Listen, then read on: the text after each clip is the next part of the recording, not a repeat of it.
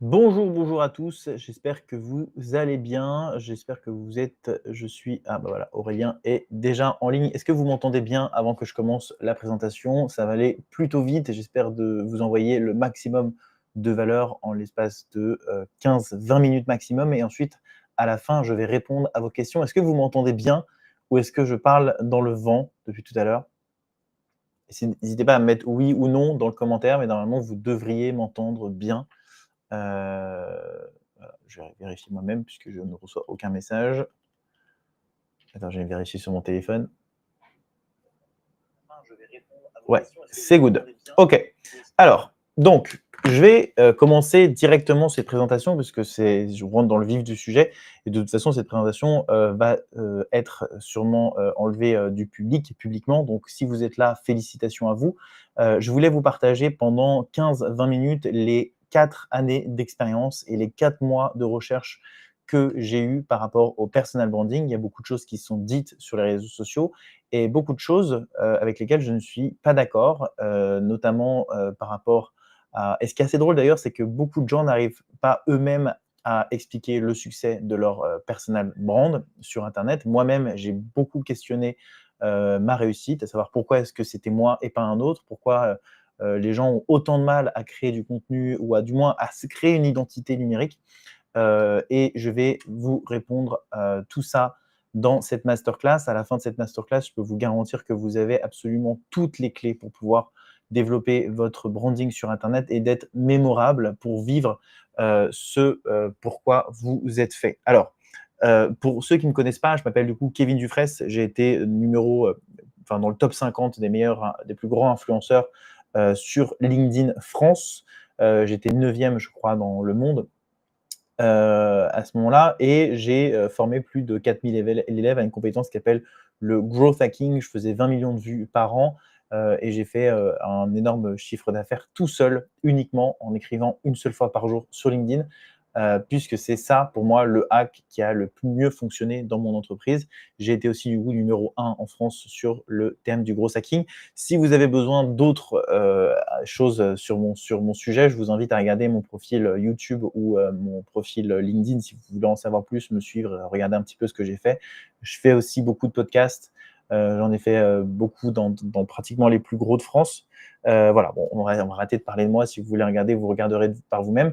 Mais en tout cas, moi, ce que je fais aujourd'hui, c'est que j'ai copié les systèmes de création de contenu des meilleurs influenceurs mondiaux et je les ai remplacés avec une IA. Donc là, aujourd'hui, en à peu près moins de 2 mois, on a fait économiser plus de 120 000 euros à mes clients.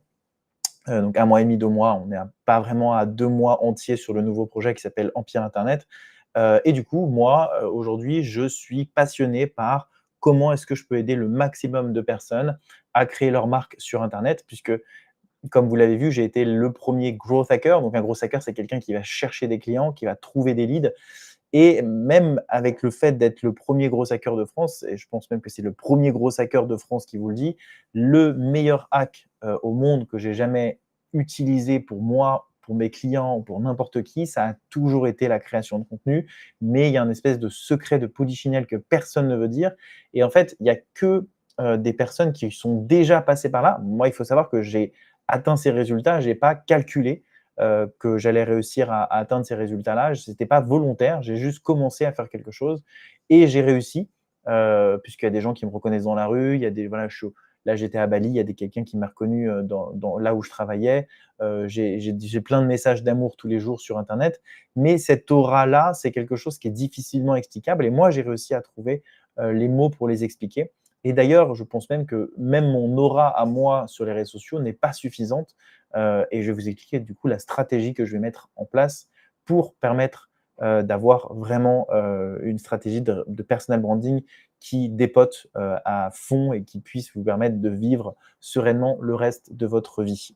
Euh, L'objectif de cette vidéo, c'est pas du tout de vous apprendre à de devenir influenceur, etc. C'est vraiment de vous partager mes 4 mois de recherche, 8 mois de recherche sur le personal branding, mes 4 mois d'expérience sur la création de contenu, et mes 4 années d'apprentissage. C'est-à-dire que j'ai écrit énormément de contenu sur les réseaux sociaux, j'ai publié énormément de vidéos sur mes chaînes YouTube, Instagram, TikTok. Voilà, j'ai à peu près 10 000, comme si vous êtes sur YouTube, vous pouvez voir, j'ai à peu près 10 000 abonnés sur YouTube, 30 000 sur TikTok et 12 000 sur Instagram. Et j'en ai 60 000 sur LinkedIn. Mais j'ai jamais vu ces apprentissages nulle part ailleurs. J'ai regardé énormément de contenu sur le personal branding, écouté énormément de podcasts, parlé à énormément de gens. Mais finalement, moi, je suis quelqu'un qui, entre guillemets, la chance enfin la chance, la différence avec toutes les autres masterclass, c'est que moi, c'est quelque chose que j'ai vécu, si vous voulez, et je me suis posé la question, ok, pourquoi moi ça a marché et pourquoi les autres ça ne marche pas. Et du coup, c'est ce que je vais essayer de vous donner dans cette masterclass pour que vous puissiez créer vous-même et répliquer les schémas que j'ai utilisés moi pour créer ma personal brand, moi ou tous les autres, parce que ça marche sur absolument toutes les personnes que vous connaissez en ligne, et je vais vous les expliquer. Et quand vous allez comprendre, vous allez avoir un espèce de waouh, pourquoi j'y ai pas pensé plus tôt.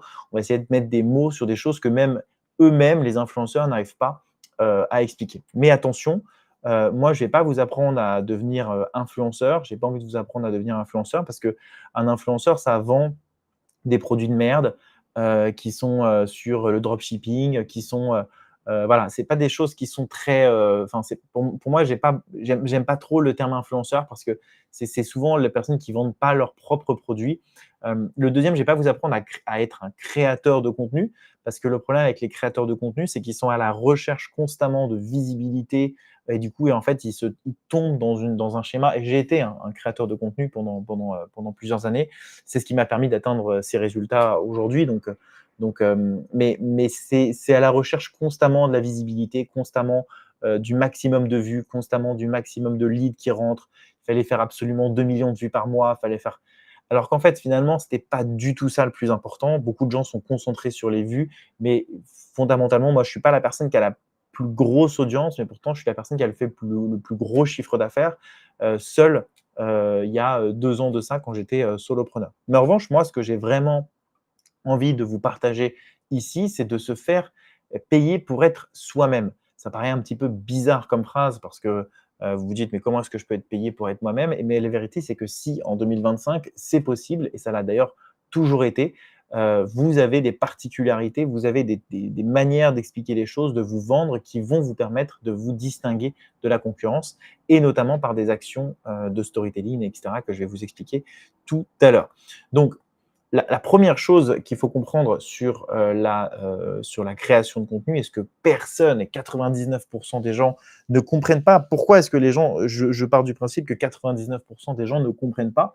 Parce que je vois encore des gens qui payent des formations pour se former au personal branding. Et il n'y a pas de problème en fait, vous pouvez essayer de vous former à écrire sur LinkedIn, vous pouvez vous former à faire des hooks sur Instagram, vous pouvez vous former à. Mais en fait, ces techniques, c'est un cancer, c'est une pollution absolue sur votre création de contenu. Bien sûr qu'il faut analyser tout ce qui marche sur internet, mais c'est pas avec des hooks, c'est pas avec du copywriting. Je vais vous donner un exemple un peu plus loin, vous allez comprendre d'où je veux en venir, parce que en fait, ce que les gens recherchent quand ils apprennent par exemple à écrire sur LinkedIn, c'est de faire un post à 1 million de vues. Sauf qu'en fait, vous avez fait un post à 1 million de vues et le lendemain, vous réécrivez, vous faites un post à 10 vues. Le lendemain, vous réécrivez, vous faites un post à 30 vues. Et le lendemain, après, vous réécrivez et en fait, 6 mois plus tard, vous refaites un post à 10 000 vues. Et moi, j'appelle ça le syndrome BFM. C'est-à-dire que dans BFM, vous avez plein de figurants, par exemple, qui sont filmés. Par exemple, un mec qui est passé sur BFM, vous le connaissez ni d'Ève ni d'Adam, mais il est vu par des millions de personnes. Et le lendemain, plus personne n'en parle, plus personne ne se souvient de cette personne. Il a juste donné son témoignage sur quelque chose, mais même s'il est vu par des millions de personnes, tout le monde s'en fout de cette personne. Donc, ce syndrome BFM, euh, il est hyper mauvais pour votre business parce que c'est une perte de temps. C'est pas avec ça, c'est pas parce que vous allez être vu par des millions de personnes que les gens vont se souvenir de vous. À l'inverse, les gens vont se souvenir des invités, des gens qui vont parler, qui vont expliquer, des psychologues, des choses comme ça qui vont intervenir sur le plateau ou des choses comme ça. Donc, il faut s'écarter vraiment de ce système BFM, c'est-à-dire qu'il faut ne pas faire de coups, il faut pas voir sur le court terme, il faut voir sur le long terme. Ça n'a absolument aucun intérêt de faire un post à 1 million de vues. Ça va vous amener un petit peu de cash, mais encore même pas. Franchement, le nombre de vues, il est pas du tout corrélé au nombre de clients. Moi, j'ai fait des ventes, à 5 000 dans la journée, juste avec un post qui a fait 5 000 vues ou 10 000 vues, même pas 8 000 vues. Donc, et à l'inverse, j'ai fait des posts à 122 000 vues qui n'avaient aucun sens, j'avais aucun client, même pas des inscrits sur ma newsletter.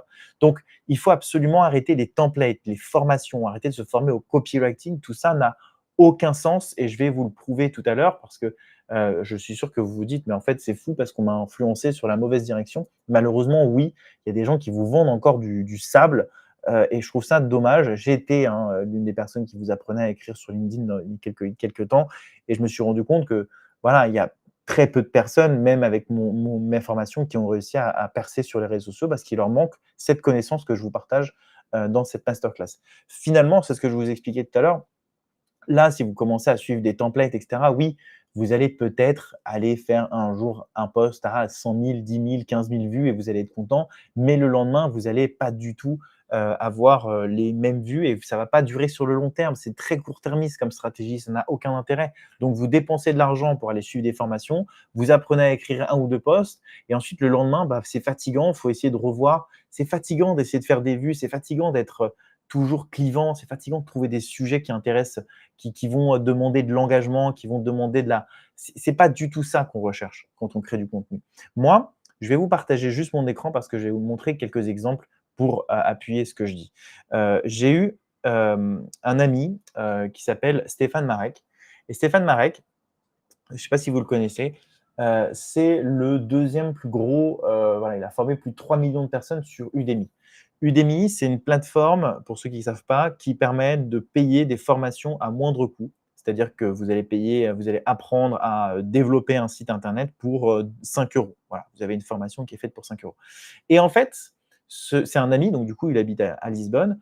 Et ce mec, regardez, il le poste il y a un mois, putain. It was 2 phrases, c'est-à-dire genre, j'ai fait un meet-up devant 200 personnes à Pune, c'était incroyable, merci tout le monde. Est-ce que vous pensez qu'il y a un fichu copywriting sur ces 2 phrases? S'il vous plaît. Et ça fait 11 700 likes. OK? Et vous vous dites: «Bon, bah, c'est peut-être de la chance». OK? Eh ben non, regardez. Est-ce que vous trouvez que ça, c'est un bon copywriting? 2 phrases.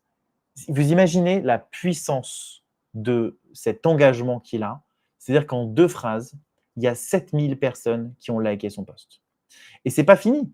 Là, une vidéo, vous savez très bien que c'est le pire truc à faire de partager une vidéo comme ça. C'est-à-dire qu'il ne fait même pas l'effort de publier une photo, mais mine de rien, son post fait 568 vues, 568 likes. C'est-à-dire que même quand il ne fait pas d'effort, ses posts explosent. 11 500 vues parce qu'il met des points d'exclamation.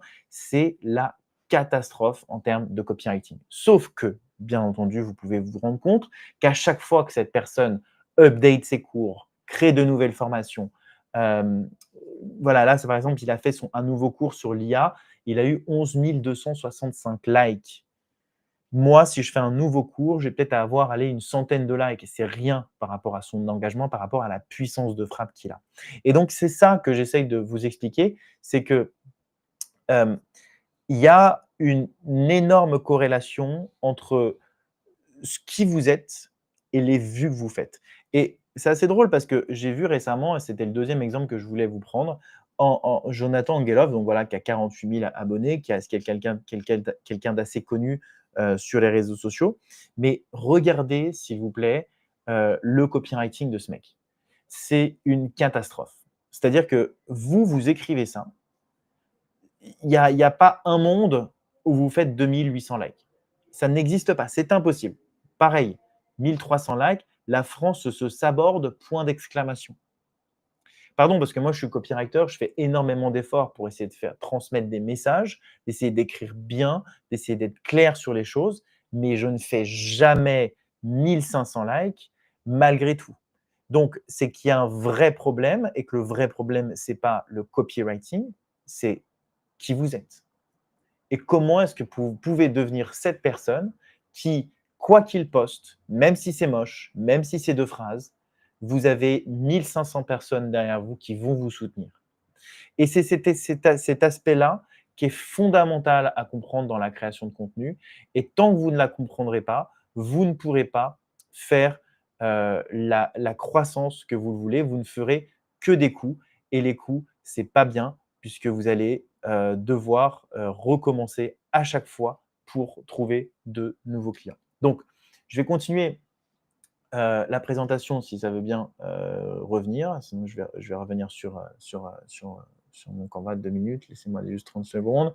Donc ça, c'est vraiment l'élément indispensable à comprendre, c'est comment et c'est ce que je vais vous enseigner. J'ai pris tellement de temps à essayer de comprendre comment est-ce que c'était possible, de faire ça. Comment est-ce que c'était possible que ces mecs qui n'ont aucun, j'ai envie de dire, alors j'ai pas envie d'être méchant, mais moi vraiment c'est vraiment la frustration de me dire: «Bon, moi je m'ennuie à apprendre à faire du copywriting, je prends, je sais pas, plein de formations américaines, je lis plein de bouquins, plein de trucs et lui il fait "Vive la France" avec un point d'exclamation, il fait 3000 vues, 3000 likes. Mon pote aussi pareil, il fait, 11 500 likes et il se prend en selfie en disant: «Putain incroyable, je lance ma nouvelle formation», et en fait, il y a pas du tout de copywriting, il y a des points d'exclamation dans tous les sens et des emojis dans tous les sens. Ça n'a aucun foutu sens. Il faut absolument vous poser les bonnes questions. Il faut que vous arrêtiez de chercher la viralité. Il faut que vous cherchiez la communauté. Il faut que vous ayez trouvé des gens qui vous soutiennent sur chacun de vos foutus posts. Et pour ça, je vais vous expliquer tout à l'heure les 5 leviers que vous pouvez utiliser pour y arriver et ils sont extrêmement puissants. Et c'est d'ailleurs des choses que j'ai vues passer moi-même puisque je suis quelqu'un qui fait du contenu depuis plus de 4 ans sur les réseaux sociaux et j'ai vu des gens me passer devant même en termes de visibilité. Je vais vous donner des exemples, hein, tout à l'heure, en utilisant l'une des stratégies que je vais vous partager tout à l'heure. Donc à la fin de cette présentation, vous savez exactement quel levier vous allez pouvoir appuyer pour pouvoir créer une personal brand forte en calculant comment faire en sorte que les gens vont vous aimer derrière. Ça, c'est quelque chose de très fort et je pense même que cette masterclass devrait être vachement plus payante. Et là, je vois, c'est drôle parce que vu que c'est gratuit, les gens ne sont pas là, mais je devrais au moins la facturer plusieurs milliers d'euros parce que c'est une trouvaille qui va, je l'espère en tout cas, qui moi m'a fait un complètement mindfuck quand je l'ai découvert parce que j'analyse beaucoup les choses et quand je l'ai comprise, je sais exactement la stratégie que je vais mettre en place maintenant et vous allez d'ailleurs peut-être le voir sur mes contenus et vous le voyez déjà peut-être sur mes contenus actuellement. Bien sûr, c'est une stratégie qui va prendre plusieurs mois, hein, ce n'est pas du jour au lendemain, quoique vous pouvez le faire en très peu de temps si vous appliquez à la lettre ce que je vous raconte tout à l'heure. Donc, vaut mieux 1000 personnes fidèles que 1 million de personnes qui te suivent pour ton boule. Alors, c'était une phrase un petit peu pushy, j'espère que YouTube ne va pas me bannir pour ça, mais ce que je veux dire par là, c'est que moi, j'ai fait plein de contenus un peu putaclic. J'ai plein de gens qui m'ont suivi. Et en fait, aujourd'hui, il y a 3 catégories de personnes. La première catégorie de personnes, ce sont les gens qui vont me liker, qui apprécient mon contenu, qui sont là depuis longtemps et qui, en fait, aiment ce que je fais et du coup sont reconnaissants par les choses que j'ai faites pour eux, donc du coup, vont liker mon contenu. Les deuxièmes personnes sont des gens qui sont à peu près pareils que les premiers, sauf que ces personnes-là vont pas liker. Ce sont des écouteurs, des listeners silencieux. OK. Et enfin, la troisième catégorie, ce sont des gens qui un jour vous ont suivi parce que vous avez raconté quelque chose d'intéressant. Et en fait, qui vont polluer votre audience dans le sens où LinkedIn ou Instagram ou YouTube vont partager euh, cette vos informations à cette audience, mais cette audience vous a liké une fois et ne vous likera plus jamais. C'est pour ça que vous avez des gens parfois avec 1 million d'abonnés qui font très peu de likes, c'est parce que leur audience est nulle, elle n'est pas qualifiée. Donc il faut mieux aujourd'hui, en 2025, avoir une audience de 100 personnes, mais qui ait au moins 60 personnes qui vous likent à chaque fois que vous postiez un post. Et ça, c'est quelque chose d'extrêmement important parce que même moi, avec mes 12 000 abonnés sur mon compte Instagram, j'ai que 30-40 likes sur 12 000 abonnés. Je ne sais pas si vous vous rendez compte.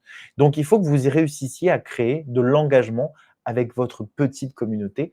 Et ça va passer par les frameworks que je vais vous montrer tout à l'heure. Donc, extrêmement important parce que en plus d'apprendre du copywriting et du coup apprendre à faire des coups, vous allez attirer des gens dans votre audience qui ne sont pas qualifiés, qui n'achèteront jamais vos produits et qui ne vous likeront jamais. Et du coup, ça va polluer votre compte et ces personnes ne servent à rien.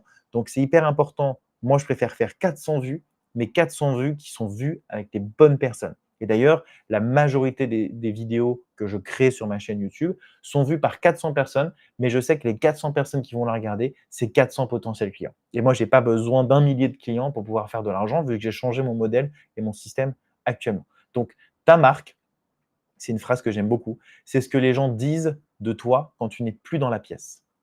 Et ça, c'est quelque chose de fou quand vous y comprenez. Qu'est-ce que les gens disent de vous quand vous n'êtes plus là? Qu'est-ce que les gens vont raconter sur vous à des dîners? «Tiens, tu connais, machin sur LinkedIn? J'ai bien aimé ce qu'il m'a dit la dernière fois. Tiens, tu connais truc? Putain, c'est un ouf lui, il a fait ci, il a fait ça». Chris Choly, par exemple, qui est un influenceur sur LinkedIn, je ne sais pas si vous le connaissez, c'est quelqu'un qui fait du contenu autour des CDI et des freelances. Et ben, quand on parle de Chris Choly, c'est le mec qui tape sur les CDI et qui essaye de montrer aux gens que le freelancing, c'est une nouvelle porte d'entrée pour gagner mieux sa vie et moins souffrir qu'en CDI. Donc moi, je ne sais pas vraiment quelle est l'aura que j'ai sur internet. C'est quelque chose qui est extrêmement difficile et peu palpable et c'est la raison pour laquelle peu d'influenceurs ou d'entrepreneurs arrivent à vraiment estimer l'aura qu'ils ont en ligne, même si parfois je fais des posts, je vois mes posts qui font 20 likes, je me dis: «Bon, bah, peut-être que je ne suis pas tellement aimé que ça» et à l'inverse, parfois je raconte sur des sujets où j'en fais des centaines et je me dis: «Bon, OK, ça va». Donc c'est vraiment des up and down, et c'est quelque chose de difficilement calculable. On fait du contenu, on peut pas calculer en fait, cette énergie virale qu'on a auprès d'une audience. On peut pas, par exemple, j'ai fait je vous donne un exemple.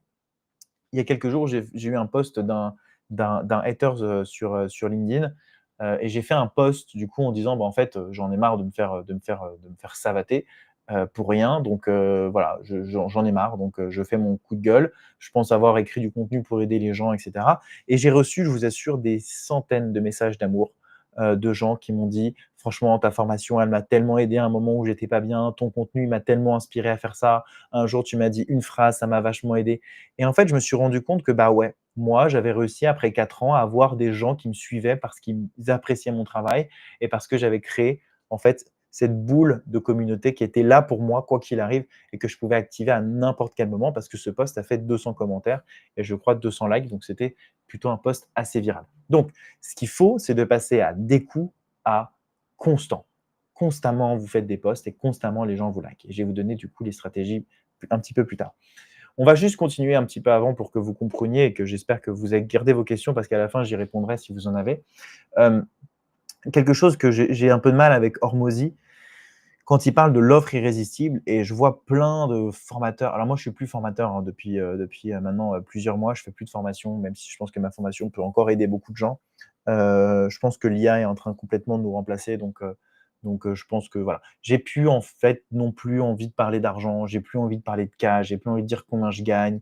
Je trouve que en fait, de dire que: «Ah, j'ai fait 20 000 € hier», bah, en fait, ça rabaisse les gens, et en fait, le pire, c'est que ce qui vend, c'est de montrer la réussite des gens et du coup, en montrant la réussite des gens, par exemple, qui ont fait ma formation, bah, les gens qui l'achètent et qui n'y arrivent pas se sentent mal, se sentent coupables, se disent qu'ils sont nuls et en fait, je déteste cette sensation.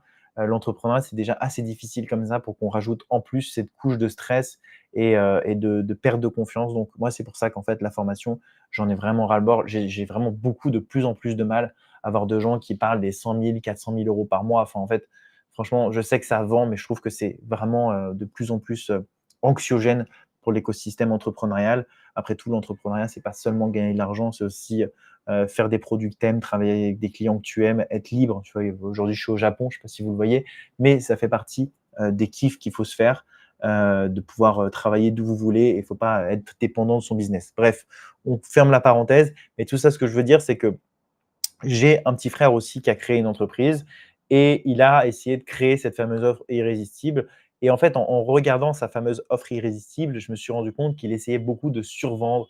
Il essayait beaucoup d'ajouter des choses, en fait, qui étaient pas forcément cohérentes parce qu'il fallait absolument que ça plaise à la personne qui achète. En fait, il pensait qu'en empilant les choses, et ben, ça allait faire, exploser son closing alors que malheureusement, c'est pas le cas.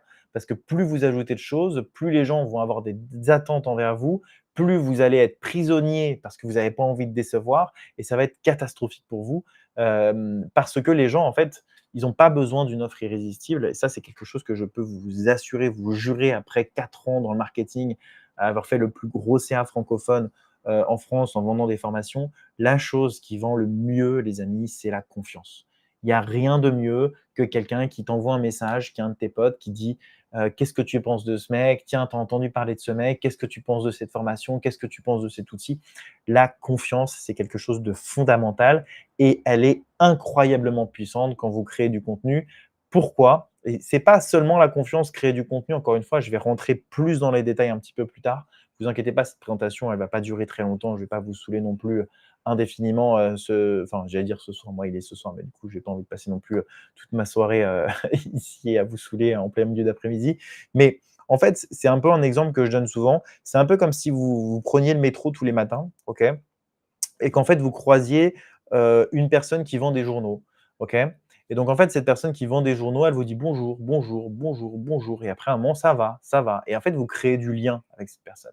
Et en fait, ce qui s'est passé, c'est que la personne qui passe devant le métro tous les jours, et ben, en fait, c'est comme la création de contenu. C'est-à-dire que vous créez du contenu, vous partagez des idées à des gens et les gens vous voient. Et du coup, forcément, comme les gens vous voient et vous écoutent, ben, ils vous trouvent sympathique. À un moment, ils commencent à avoir de la confiance.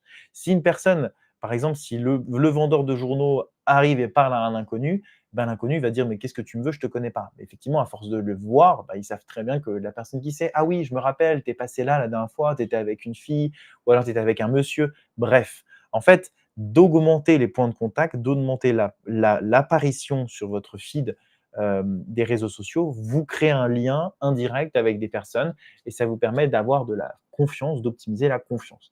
Et la confiance, ça fait quoi? Ça accélère la vente, ça permet de recruter aussi plus de personnes, mais surtout, ça vous permet de créer un écosystème et ne plus avoir besoin de closer setter. Aujourd'hui, moi, j'ai vendu tout seul avec une page de paiement, avec un lien de paiement, avec un post LinkedIn par jour, c'est tout. Je ne faisais que ça et les gens achetaient parce que les gens me faisaient confiance. Et je sais pas, je peux pas, je j'ai pas testé les autres formations en ligne. Je peux pas dire que j'ai le meilleur produit du monde. J'ai donné tout mon cœur pour le faire. En revanche, je peux pas dire moi que j'ai oui, ça a marché parce que j'ai le meilleur produit du monde. Je pense qu'il y a des formations qui sont très bien aussi ailleurs, mais les gens m'ont acheté parce qu'ils voulaient me remercier par la valeur que j'ai faite, parce qu'ils me faisaient confiance, parce que j'étais une figure d'autorité, parce qu'il y avait des amis qui avaient déjà entendu parler de moi et que quand quelqu'un disait: «Tiens, tu connais Kevin Dufresne?» la personne lui dit: «Oui, je le connais, je l'ai déjà vu passer sur LinkedIn, il a l'air cool».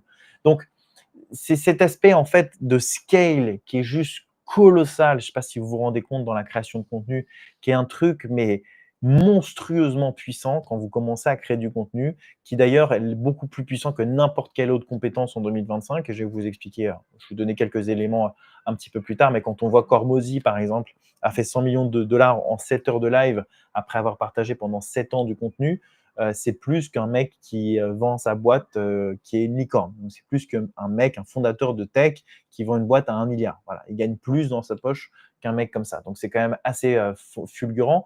Donc, en fait, ce qui se passera si vous créez du contenu, vous allez effectivement amener des gens dans des tunnels de vente avec une offre, deux offres, puis trois offres. Et en fait, ces offres-là vont créer l'écosystème de votre marque, vont créer l'écosystème de votre croissance.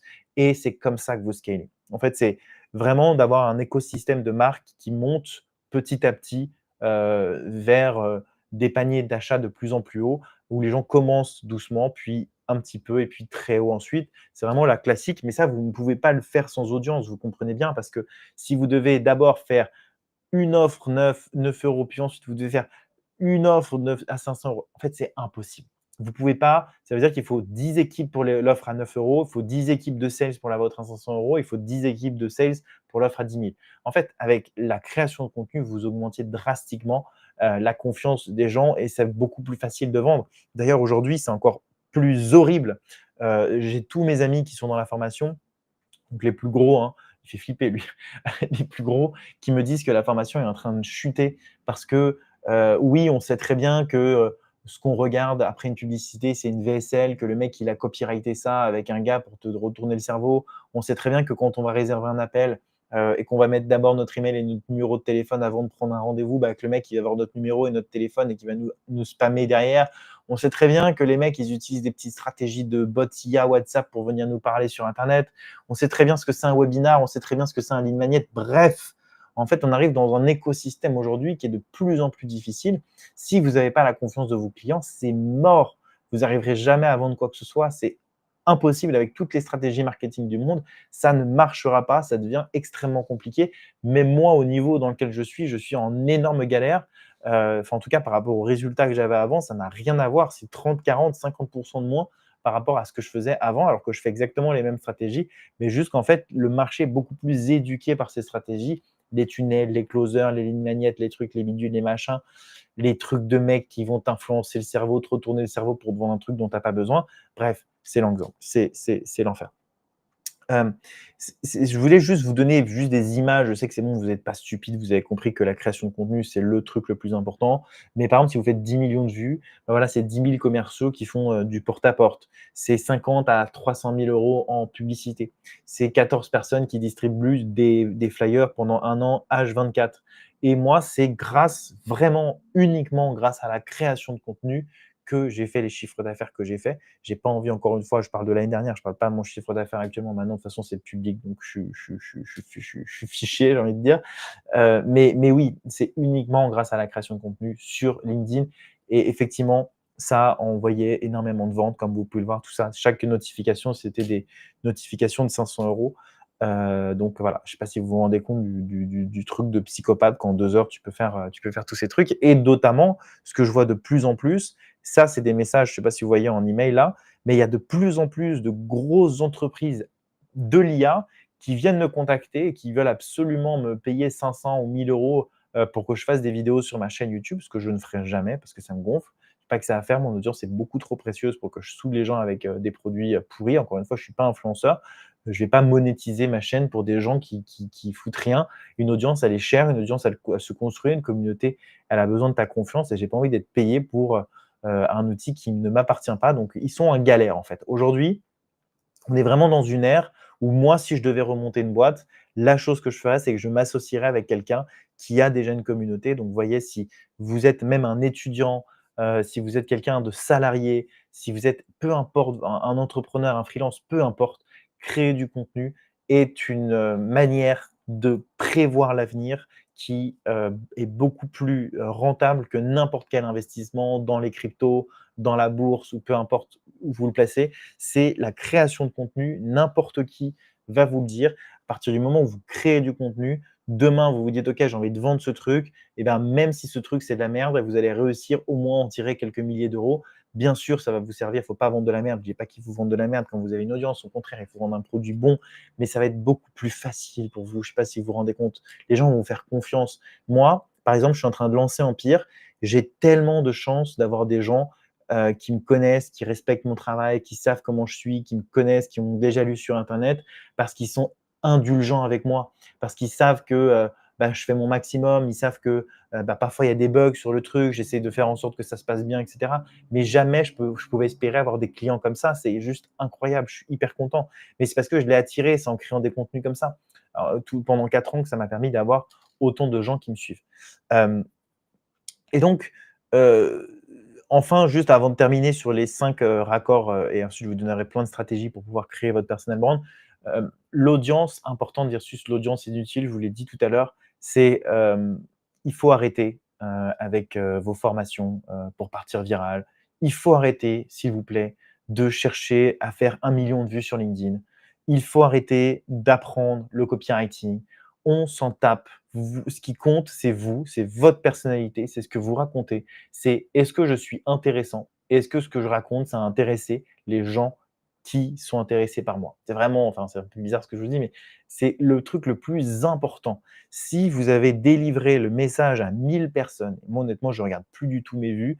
D'ailleurs, mon engagement sur LinkedIn, il est en chute libre, mais je m'en fiche parce que c'est pas ce que je veux en fait aujourd'hui. Je veux pas faire des likes. C'est fatigant d'aller chercher des vues tous les jours. C'est exténuant et ça me ressemble pas parce que je m'en fous. Et de toute façon, je vais pas attirer les bonnes personnes en faisant trop de vues. Il y a aucune corrélation et ça, je peux vous le garantir entre le nombre de vues versus le nombre de rendez-vous que vous faites. Il y en a aucune. Il y a des posts qui ont fait 5000 vues, qui m'ont ramené une quinzaine de rendez-vous et d'autres posts avec 150 000 vues qui m'ont ramené genre 10 rendez-vous alors que genre c'était beaucoup, enfin du coup 10 fois plus. Donc, il faut vraiment se concentrer sur ça. Et en fait, ce que je vous expliquais un petit peu tout à l'heure avec ce système d'offres, Pour ceux qui ne me connaissent pas, j'ai bossé à The Family, il y a du coup avant le covid, pendant quelques années. The Family, c'est le plus grand accélérateur de start-up d'Europe, et en fait, ce qui s'est passé dans cet accélérateur de start-up, donc c'est Oussama Ammar, voilà, tous ces gens-là, j'ai bossé là-bas. Hem, Ce qui s'est passé en fait de The Family, la grande particularité de The Family, c'est que c'était pas forcément le meilleur accélérateur de start-up. Pour les conseils qu'on allait te donner, et cetera. Enfin, j'en sais rien, j'étais pas dedans, mais bon, je pars du principe que les Américains avaient sûrement de meilleurs conseils à donner. En revanche, si vous étiez une entreprise, et qu'un entrepreneur, CEO d'une entreprise, et que vous rentriez à The Family et que vous étiez suffisamment malin pour demander à Oussama de faire une intervention sur sa chaîne YouTube en parlant d'un sujet qui n'a absolument rien à voir. Je ne sais pas si vous vous souvenez des témoignages de The Family qu'on avait. Je me rappelle notamment d'un témoignage d'un mec qui racontait comment créer un MVP, donc un minimum viable product. Le mec vendait, était une ESN, c'était Comet, je crois, était une ESN, donc un métier complètement chiant à mourir. Enfin, désolé pour ceux qui sont de l'ESN, mais c'est pas sexy comme métier. C'est plus sexy de dire je vais faire un MVP, je vais t'expliquer comment il faut faire, plutôt que de dire voilà, on va faire une ESN. Donc bref, il parlait, et en fait, le fait de faire une vidéo comme ça, bah, avec l'audience de ce family, ça faisait des centaines et des centaines de milliers de vues. Sur les centaines et des centaines de milliers de vues, il y avait des entrepreneurs, il y avait des gens qui voulaient recruter, et la boîte a explosé, mais le skyrock du bordel, quoi. Et c'était pareil avec Itch, c'était pareil avec Algolia. Tout a commencé par une audience. The Family, c'était pas un accélérateur de start-up, c'était un communicant de votre start-up. Il prenait 5% et en échange, il allait communiquer à son audience. Et en l'espace de 24 heures, la France entière savait ce que votre entreprise faisait et vous aviez potentiellement des clients. Voilà, c'est ça. Et c'est inspiré également de Way Combinator. C'est tout ce qu'aussi les entrepreneurs font. Arrêtez enfin, j'ai pas envie de dire stupide, mais j'ai envie de dire candide. Yomi Denzel, il fait pas d'argent avec son e-commerce, ou du moins s'il en a fait, il en a fait parce qu'il avait une énorme audience et que bien sûr, il peut devenir millionnaire en vendant des lunettes comme ça chinoises à 1 million de personnes qui le suivent sur YouTube. Et oui, bien sûr, mais c'est pas parce qu'il est bon en Shopify, c'est parce qu'il est bon en audience. C'est parce qu'il y a des gens qui le suivent, parce qu'il y a des gens qui ont envie d'acheter les lunettes de Yomi Denzel. Donc, il faut vraiment arrêter de penser que tous les formateurs, ce qu'ils vous vendent, c'est la seule chose dont vous avez besoin d'apprendre de tous ces formateurs, c'est comment créer une audience. Même moi, en termes de gros hacker, le gros hacking, c'est un peu différent parce que ça permet de faire du scale, c'est-à-dire ça permet de faire des automations, ça permet de trouver des clients, ça permet de trouver des leads. C'est très concret, c'est des compétences très métiers, très concrètes. En fait, un gros hacker, il peut faire 5 métiers en même temps. Mais toutes les autres formations, il n'y a pas de hack, il n'y a pas de technique. Chose qu'ils ne vous diront jamais, c'est qu'ils ont une audience et qu'ils utilisent leur audience pour s'enrichir. Et c'est ce que vous devez faire aussi, que vous ayez du coaching, du freelance, si vous êtes un SaaS builder, peu importe. Même un SaaS builder, regardez Guillaume Moubèche qui lance n'importe quelle startup. Avec n'importe quelle startup qu'il lance demain, il fait un post LinkedIn, il fait un post Instagram, mais il n'y a pas un monde où sa boîte ne fait pas 1 million en espace de 3 mois. C'est pas possible. C'est pas possible. Il y a 170 000 personnes qui le suivent sur Instagram. Il a je sais pas combien de personnes qui le suivaient sur LinkedIn. Il a lancé une chaîne YouTube. Je sais pas ce qu'il nous prépare encore, mais je pense que d'ailleurs, il lance sa chaîne YouTube parce qu'il veut attirer des entrepreneurs haut niveau et qu'il veut les coacher pour prendre des parts en même temps dans la boîte. Je sais pas, ça, je le connais un petit peu, Guillaume, je l'ai rencontré à Captain, mais voilà. En tout cas, c'est fondamental de dire ça, c'est qu'à partir du moment où vous avez une audience, vous pouvez créer n'importe quelle entreprise autour et vous enrichir.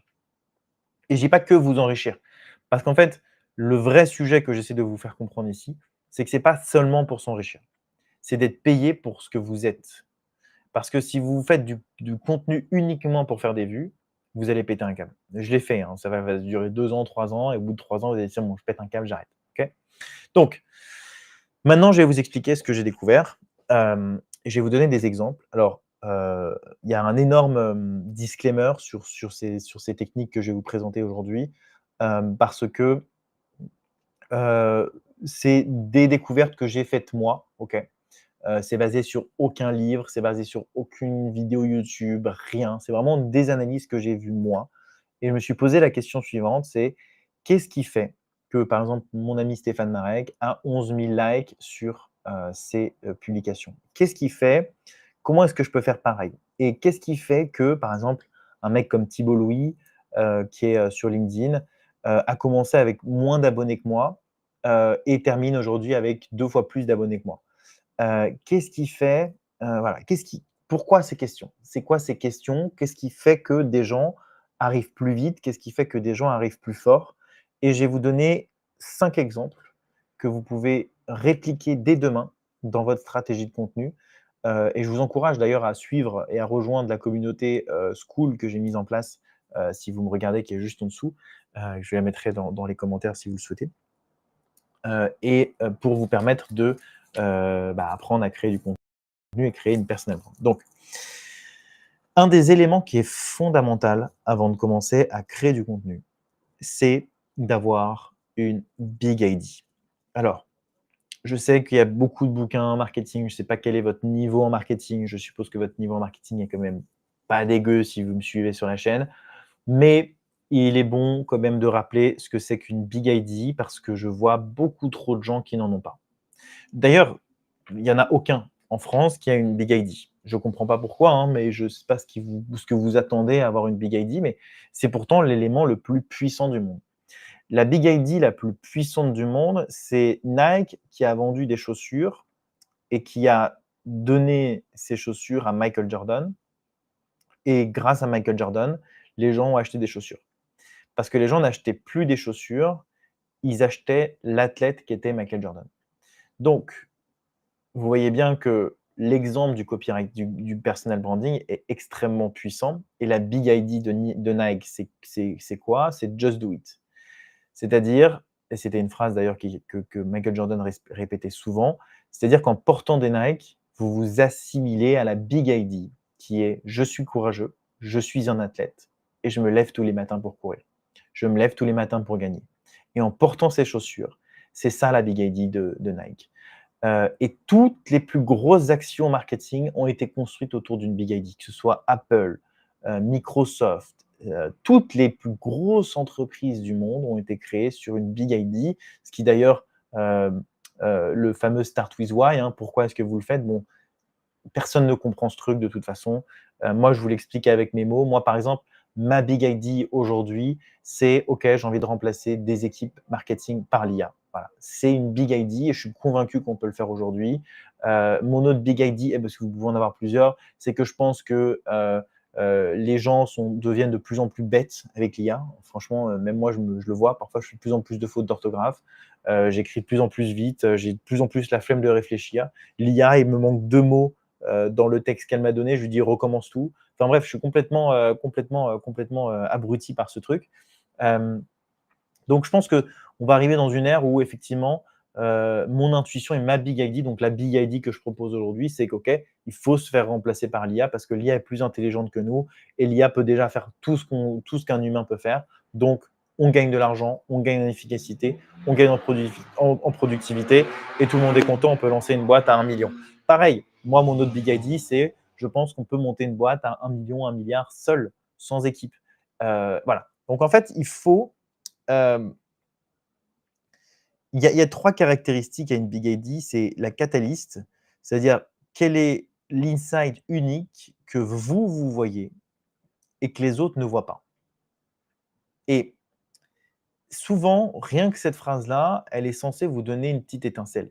Par exemple, hem, j'avais, hem, j'avais un mec avec qui j'ai dîné il y a 2 jours, qui me disait: «Je crée pas de contenu, je sais pas quoi dire et cetera, machin». Alors lui, il fait par exemple, il aide les entreprises à utiliser un espèce de concurrent de Slack, OK?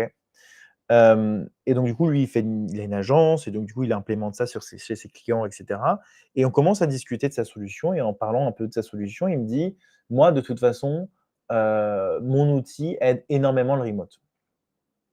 C'est-à-dire de travailler avec des équipes en remote. Je fais: «Ah bah, tu vois, ça tombe bien, j'ai essayé le remote et je suis pas du tout convaincu que c'est possible de monter une boîte à plus d'1 million avec du remote». Boum, on a une big ID. Lui, il a une idée, il voit quelque chose que moi je ne vois pas. À travers mon prisme, mon expérience, il voit quelque chose que je ne vois pas. Pour lui, c'est possible de créer une boîte en remote 100 et de faire 10 millions par an. Comment? Grâce à une solution et grâce à des process que lui a mis en place. Et putain, pour n'importe quelle boîte, c'est brillant. C'est-à-dire utiliser le remote pour vendre un outil. Et avec cette idée-là du remote, de dire que en fait c'est possible en 2025, n'importe qui devrait être en remote, il faut juste cet outil. OK? Et c'est ça que vous n'avez pas compris. C'est ça que ma Big ID, c'est ça que vous n'avez pas encore vu. Et c'est tellement puissant en termes d'action de communication de parler de ça. Plutôt que de parler de l'outil et d'expliquer comment l'outil fonctionne, on parle à un persona, à une audience qui veut mettre ses équipes en remote et le faire de manière efficace. La deuxième chose, c'est the core truth, c'est-à-dire what do you believe that others might not believe. Donc moi, par exemple, avec l'IA, il y a beaucoup de gens qui pensent que l'IA ne peut pas encore remplacer des humains. Il y a encore par exemple, beaucoup de gens vont croire que le remote, comme moi, hein, beaucoup de gens vont croire que le remote n'est pas encore possible, mais c'est par des preuves factuelles, par exemple des clients, des résultats, que vous allez montrer l'inverse. The proof, how do you continually reinforce it, identify every day through both words and actions. Voilà, c'est comment est-ce que vous incarnez, en fait, le personnage que vous avez. Justin Welch, il a incarné une big idea qui est de se dire, les gars, en fait, on n'a pas besoin de monter une startup et d'aller lever des fonds à San Francisco. On peut monter une petite boîte tout seul sur Internet en écrivant sur LinkedIn. C'était le soloprenariat. Solopreneur, on est tout seul, on entreprend. Ce qui a beaucoup atteint ses limites, hein, si vous voulez mon avis, ce qui m'a beaucoup influencé dans la mauvaise direction, mais qui était une idée qu'il avait, et qui d'ailleurs, lui, n'a pas lui-même respecté, puisque maintenant, il a des équipes, etc. Mais et qui fait beaucoup trop d'argent pour avoir des responsabilités d'un solopreneur. Un solopreneur, pour moi, ça va jusqu'à 300-500 000 par an. Après, au-delà de plusieurs millions, il faut des équipes, il faut des… Voilà. Ne serait-ce que pour le support client, c'est un calvaire. Bon, bref. En tout cas, voilà, il faut vraiment comprendre cette big ID. La deuxième chose qu'il faut mettre en place, et tout ça, c'est dans le template de process que j'ai créé pour mon projet Empire, parce que j'ai vraiment réfléchi au fait de me dire que les gens vont venir sur ma plateforme, puisque je les aide à créer du contenu, ils vont pouvoir en diffuser en masse. Il faut que je les aide à créer quelque chose qui va être mémorable pour leurs clients. Et ça, c'est la backstory. La backstory, c'est votre histoire. Au-delà de la big ID, c'est ce que vous êtes, ce que vous incarnez. Beaucoup de gens vont dire qu'il ne faut pas parler de soi, il ne faut pas parler de ses fêlures, il ne faut pas parler de ses succès. Et en fait, c'est l'inverse qu'il faut faire. Il faut absolument parler de qui vous êtes et pourquoi vous le faites. Parce que souvent, dans votre histoire personnelle, ce que vous allez avoir, c'est un pont entre votre big ID et votre histoire personnelle. Et en fait, ce pont, et c'est une épiphanie, hein, ce qu'on appelle ça, hein, je vous montrerai ça plus tard, mais cette épiphanie va mettre en symbiose votre histoire avec votre idée et avec votre entreprise et va vous rendre encore plus crédible que vous l'étiez, puisqu'en fait, c'est cette personne, par exemple, David Laroche est un passionné de psychologie. Il a été moqué en classe, il ne savait même pas lever la main et il est parti en quête pour aller explorer, pour savoir qu'est-ce que c'était les millionnaires, quelle était la mentalité des millionnaires. Il allait explorer ça. Ça, c'est une backstory. Donc, c'est quel est le challenge. Donc, avant, par exemple, je me faisais maltraiter. Je vais le faire avec moi, par exemple, avec l'IA. Moi, mon challenge, par exemple, c'est qu'avant, je recrutais des salariés en remote, du coup, mais du coup qui me coûtait très cher, qui n'était pas efficace, qui ne travaillait pas bien. Et donc du coup, moi, internal, je pensais que j'étais nul en management, je pensais que c'était tout le temps de ma faute, je pensais que je devais mettre en place des process, etc. Et en fait, à l'époque, tout le monde me disait d'aller me former, d'aller faire des masterminds, de travailler avec X, de travailler avec Y, etc. Et puis en fait, un jour, j'ai discuté, ou même pas, je crois que j'ai vu un post qui parlait de ça, d'une entreprise qui disait qu'il avait remplacé 50 à 80% de ses salariés. Je crois que c'était à Dubaï. Et je me suis dit, tiens, c'est intéressant. Essayons de voir si c'est possible. Donc là, du coup, dès que j'ai testé, donc la première fois c'était nul, deuxième fois c'était nul. Et après, j'ai réussi à créer du coup l'écosystème. Et là, boum, Spark, épiphanie incroyable. Et donc, du coup, la preuve, c'est que je l'ai testé moi-même sur mon réseau social. Ça a cartonné. J'ai généré, j'ai fait plus d'1 million de vues sur des posts. Et donc aujourd'hui, je suis convaincu que l'IA est bien meilleure que n'importe quel salarié. Ça, c'est ma backstory. C'est une des backstories qui lie en fait ma big idea avec l'idée principale de mon projet. Et c'est sur ça qu'il faut tabasser en termes de création de contenu parce que les gens vont ressentir ce que j'ai ressenti. Ils vont se dire: ah mais j'avoue, moi aussi, j'ai déjà recruté des gens. Putain, c'était l'enfer. Les mecs m'abandonnent à la dernière minute, ils font des congés maladie, etc. Vas-y, en fait, je suis d'accord. Alors, c'est très yang comme énergie, c'est très masculine comme énergie. Mais bon, c'est comme ça que je vois le truc. C'est pas très grave, ça fait partie de mon histoire, mais cette histoire est réelle. Après, vous pouvez un petit peu la romancer, mais voilà. Et ça, c'est quelque chose en fait qui existe depuis très longtemps, qui d'ailleurs, je trouve que c'est pour ça que c'est dommage avec Hormozy. Moi, je préfère largement Russell Brunson, qui est pour moi le GOAT absolu de la création de contenu, qui explique du coup comment est-ce que vous créez une épiphanie bridge script. Donc c'est exactement ça. En fait, vous avez une histoire, vous voulez monter à la montagne et en fait vous pensez que c'est impossible, que vous allez mourir, vous avez entendu des histoires, etc. Et en fait vous avez votre mère qui vous recherche, etc. Donc bref, vous avez un mur devant vous, vous ne savez pas du tout comment y arriver. Et en fait, vous voyez qu'il y a une épiphanie. Ah bah il y a une voiture, ça pourrait peut-être m'aider à y arriver. Vous faites un plan pour y arriver, vous avez réussi à atteindre l'objectif et ensuite vous avez une transformation. En fait, la transformation, moi, par exemple, pour mon business à moi, bah, j'économise entre 12 et 20 000 euros par mois puisque j'ai plus d'équipe marketing à payer.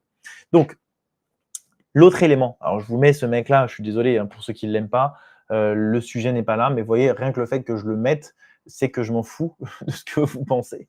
Parce que, en fait, dans leader d'opinion, il y a leader. Et je trouve que Trump incarne extrêmement bien ça aujourd'hui. C'est pour moi l'un des leaders d'opinion, en tout cas, qui a le plus ce côté leadership. Donald Trump, quand il dit des choses extrêmement choquantes pour des gens, par exemple le truc des wokistes, la guerre, il est extrêmement maladroit, il fait parfois n'importe quoi, tu as envie de dire: «Mais qu'est-ce que tu fais?» Mais ce qu'on ne peut pas lui reprocher, c'est que ça reste quand même quelqu'un qui n'en a absolument rien à foutre de ce que vous pensez et que c'est comme ça et c'est pas autrement. Donc, ce que vous allez dire en ligne, vous devez absolument n'avoir rien à foutre de la vie des autres. Alors, c'est pas n'avoir rien à foutre de la vie des autres, c'est que ça ne vous touche pas. Pourquoi? Aujourd'hui, dans un environnement économique et politique qui est extrêmement difficile, notamment en France, où vous avez d'un côté la droite et d'un côté la gauche. La droite et la gauche résolvent des problèmes identiques pour aider les Français à vivre mieux. À droite, c'est la liberté, à gauche, c'est l'égalité. Il n'y a pas un mieux que l'autre. Il y a l'un et ou l'autre. OK? Donc, quelqu'un comme par exemple qui est de droite et qui dit: «Moi, je défends la liberté» et quelqu'un qui est de gauche qui dit: «Moi, je défends l'égalité». Un débile d'internet qu'il ne faut pas considérer, qu'il soit de gauche ou de droite, va essayer de se taper contre le droite ou la gauche. Donc c'est quelqu'un qui est de droite qui veut taper les gauchistes, quelqu'un qui est de gauche qui veut taper quelqu'un de droite. Ça, c'est un débile d'internet. C'est quelqu'un que vous devez absolument ignorer absolument. Parce que quelqu'un d'intelligent, il va comprendre qu'il y a des choses bien dans l'égalité et il y a des choses bien dans la liberté. Mais on peut avoir une opinion. Et c'est pas parce qu'on a une opinion qu'on est obligé de la défendre. C'est pas parce qu'on a une opinion qu'on est obligé de la débattre. C'est quelque chose qui fait partie de vous, qui fait partie de vos valeurs, qui fait partie de votre éducation. Vous êtes d'accord et vous n'êtes pas d'accord, on s'en tape. Who cares? Je t'ai pas demandé ton opinion, je te donne la mienne, OK? Mais je suis très curieux d'écouter la tienne.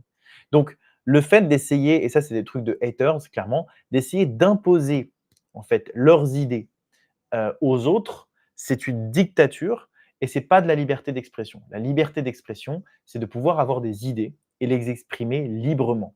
Et dans leader d'opinion, et je vous assure que j'ai pris énormément de coaching pour devenir un leader, c'est quelqu'un qui défend ses opinions et qui est OK avec le fait d'avoir des gens qui vont être là pour dire le contraire. Et même s'il sera d'accord avec certaines choses, il aura toujours son opinion. Il ne se laissera pas forcément influencer. Ce sera quelqu'un qui est bien dans ses bottes. OK? Quand vous dites quelque chose en ligne, parfois je dis des choses en ligne, avec lesquelles je suis 100% d'accord et je sais qu'il y a des gens qui ne vont pas être d'accord avec. Mais c'est pas grave. Comme Trump, on s'en fout. C'est mon point de vue, tu as le tien et c'est OK. OK?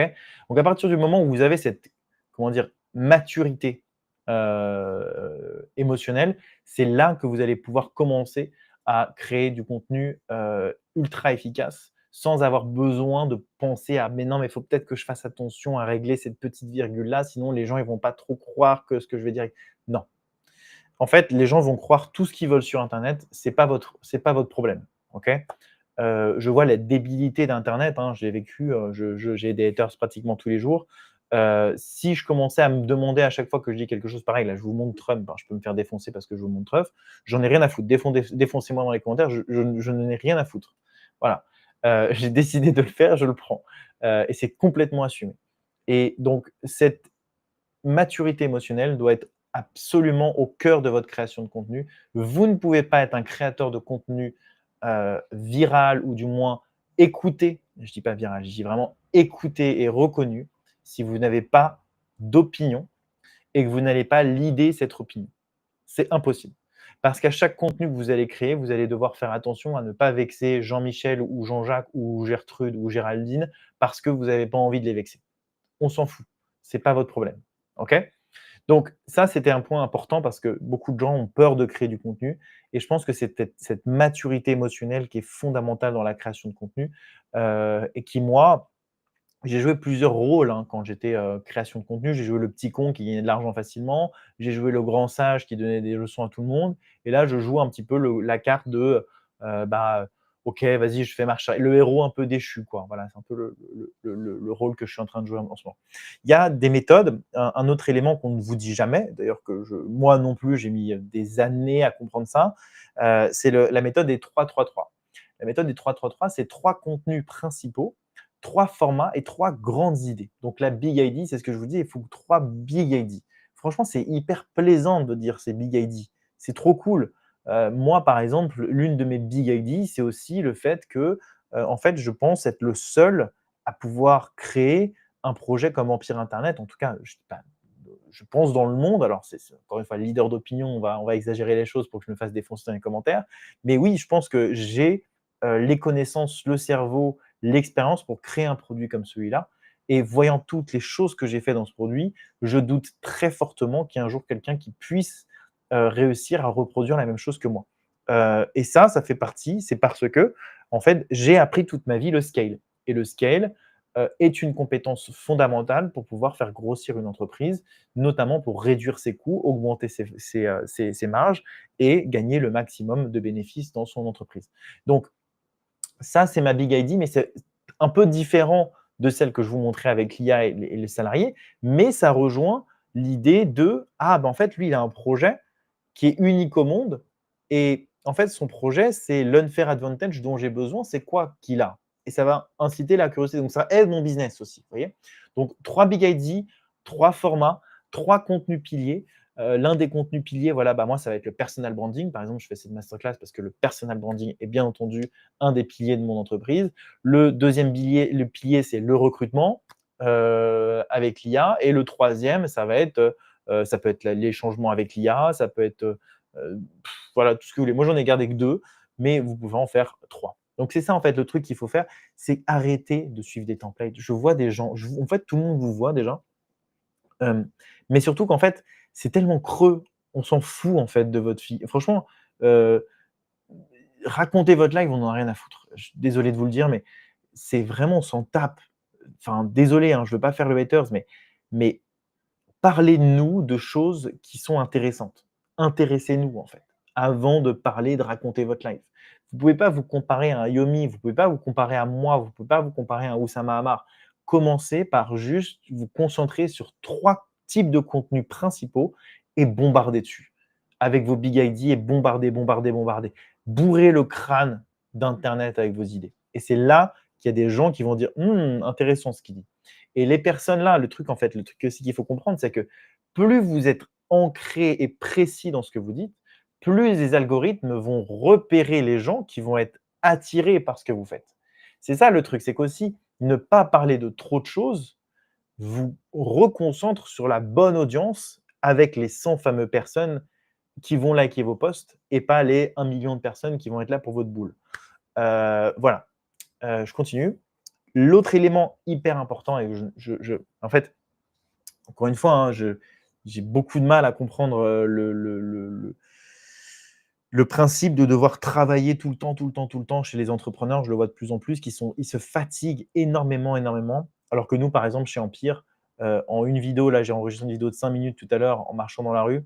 Voilà, cette vidéo va devenir, des newsletters, ça va devenir des shorts, ça va devenir, un TikTok, ça va devenir, des tweets, ça va devenir des contenus threads.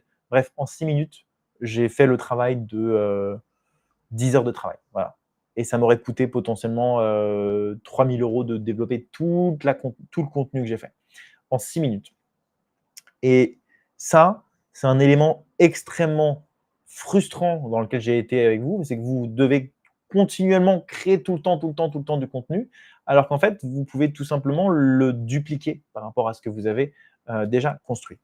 Hem et on a bientôt fini. Ensuite, je vous explique 4-5 techniques pour pouvoir appliquer tout ce que je viens de vous dire là. Ensuite, il y a bien entendu, vous allez créer du contenu, il faut exécuter, analyser, optimiser et répéter constamment. L'élément le plus fondamental, c'est le volume, et c'est moi ça que j'aime bien avec Empire Internet, c'est que j'ai publié genre 400 contenus, je crois, en 3 mois. Sur les 400 contenus, je sais exactement ce qui a marché. Par exemple, un truc tout con, je prenais ma vidéo comme ça et je me filmais et je parlais à la caméra. Finalement, ce qui marche mieux, c'est de mettre ma caméra front cam comme ça, donc vous parlez comme ça en front cam. Donc maintenant, je ne parle que comme ça. L'autre élément que j'ai appris, c'est qu'il faut que je mette un pattern interrupt. Par exemple, j'avais testé de mettre des peluches. Beaucoup de gens ont commenté ma vidéo parce qu'ils voulaient savoir pourquoi j'avais une peluche. Hem, les sujets aussi, comment est-ce que je parle sur les sujets précis? Bref, en fait, le volume, vous apprend, et il n'y a pas d'autre moyen d'apprendre. Arrêtez d'écouter les hooks, arrêtez d'écouter les bullshitters qui vous disent: «Ah, faut que tu fasses ci». Non, vous faites et vous apprenez en faisant, et pour moi, Empire Internet est la meilleure des techniques pour le faire. L'autre élément aussi, c'est qu'il faut, hem, se dire quelque chose, si votre contenu n'est pas lu par votre audience, c'est que vous n'êtes pas intéressant. C'est pas que vous avez mal écrit le post, c'est que vous êtes pas intéressant et que le sujet que vous essayez de partager n'est pas intéressant, n'intéresse pas votre audience. Donc c'est l'audience qui détermine la qualité de votre contenu, OK? Hem L'autre élément aussi extrêmement important, alors je ne sais pas si vous êtes encore là, bon, ceux qui m'écoutent, c'est très bien de toute façon, ça restera, une manière de faire le truc. Donc, la transition, c'est le fait en fait, à partir du moment où vous arrivez à identifier les choses qui fonctionnent, vous ne faites que ça. Vous voyez aussi avoid the perfect post. Il y a pas de post parfait. Les trucs les mieux qui ont marché, moi, j'ai pris ma caméra, je me suis enregistré comme ça, enfin, et j'avais même pas de micro, rien. Je me réveillais le matin, j'avais les cernes comme ça, j'avais les cheveux tout décoiffés, et cetera. Hem et bien sûr, ouais, il y avait Hormozy qui disait qu'il postait, 350 pièces de contenu par semaine et qu'il dépensait entre 70 et 100 000 € par mois. Donc oui, la rapidité marche, et j'ai même envie de dire le système marche. Moi, c'est ce que j'offre avec Empire. En fait, il y a aucun monde où humainement les gens peuvent, créer autant de contenu que les clients de chez Empire Internet. C'est impossible, impossible. J'ai fait le calcul, il fallait travailler, 8 heures et 15 minutes par jour pour créer tout le contenu qu'Empire délivre par mois. Donc voilà, impossible. Donc bien entendu, le volume gagne, mais si vous faites du volume sans appréhender les techniques, ce qui marche pas, et que vous essayez d'améliorer au quotidien les messages, comment vous parlez, le ton de la voix, l'énergie que vous donnez, le pattern dans lequel vous le faites, ça ne sert à rien, en fait. Autant rien faire. OK? Hem et enfin, la monétisation, quelque chose que les gens ne comprennent pas. J'ai beaucoup fait l'influenceur, l'année dernière, à raconter ma vie, à dire: «Ah, c'est dur la vie, putain, franchement, c'est vraiment difficile». Ça m'a pas ramené un euro. Il y avait des mois où vraiment, c'était catastrophique, parce que je ne vendais pas. Et il faut vraiment vous dire quelque chose, c'est que si chacun de vos posts, vous ne mettez ni lien, ni, page de paiement, ni formulaire de contact, ça sert à rien de poster. Vous perdez votre temps, vraiment. Hem, Poster un post pour dire après: «Ah, tu as vu mon post, il a fait 14 000 vues», casse-toi, vraiment, ça n'a aucun intérêt. Je sais pas pourquoi tu as posté, tu as perdu ton temps. Tu as perdu 1 heure de ta journée là. Ça n'a aucun intérêt. En revanche, poser 14 000 vues et mettre son lien newsletter en dessous pour récupérer des emails, ça, c'est intéressant. Parce que le seul et unique canal de vente de votre business sera toujours l'email. Et moi, j'ai remarqué une croissance monstrueuse et un gain de temps monstrueux quand j'ai écrit une newsletter par jour. Pourquoi? Parce que de la même manière que quelqu'un qui va se désabonner de votre compte, la personne qui va se désabonner de votre newsletter n'a rien à foutre là. Moi, si j'ai des newsletters qui arrivent sur ma boîte et que c'est un créateur que j'apprécie, bah, parfois je ne vais pas lire, mais parfois je vais lire. Mais jamais de ma vie je vais me désabonner. Si c'est un créateur que j'apprécie et que je me dis putain, je vais apprendre quelque chose de lui ou putain, il est agréable à lire, jamais je ne me désabonne de lui.